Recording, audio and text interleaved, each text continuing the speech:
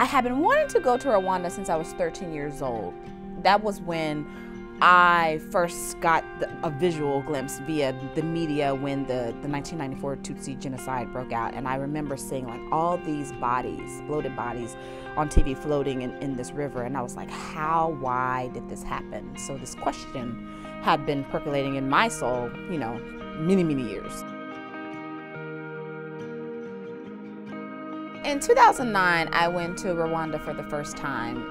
This playwright, Eric N., amazing playwright, takes a pilgrimage every year. He takes theatrical artists, visual artists, photographers, musicians over to Rwanda to attend this genocide studies conference and also to tour all the memorial sites. I went there wanting to write about Rwanda, wanting to write about the genocide, but I was trying to figure out a way not to be like everybody else and deal with genocide, like, you know, basically going through the front door. I wanted to go through another door, a side door, a back door. I just wanted to have a different perspective, a different entry point. I think it was the second week that I was there in Rwanda, and we went to this amazing village called Kibeho.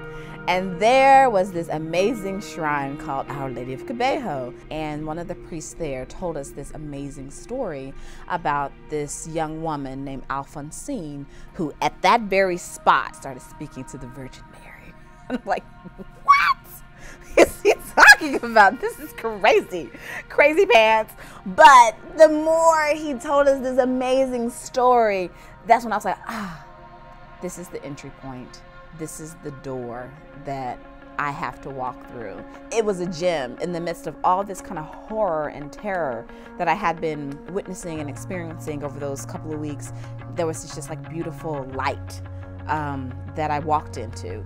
Being African American and growing up in the South, there is an acceptance of spirituality that I don't think a lot of people necessarily understand. They kind of like dismiss it, but for us it is real, real, real, real, real.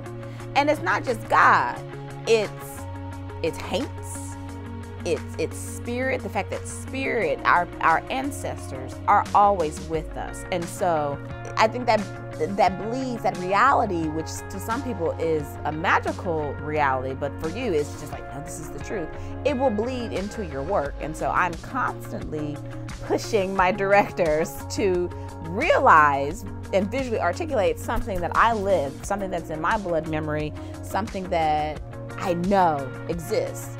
What I have really enjoyed are the conversations surrounding how we're going to pull off these huge things that I haven't really seen before on stage. It's going to be a hell of a challenge, but if we can pull it off, then you will have to believe, and this is a play about belief, you will have to believe that Our Lady is real, that what happened in Rwanda in 1981, these 3 girls, is real. And you have to step into that reality in order to go on the roller coaster ride that this play is.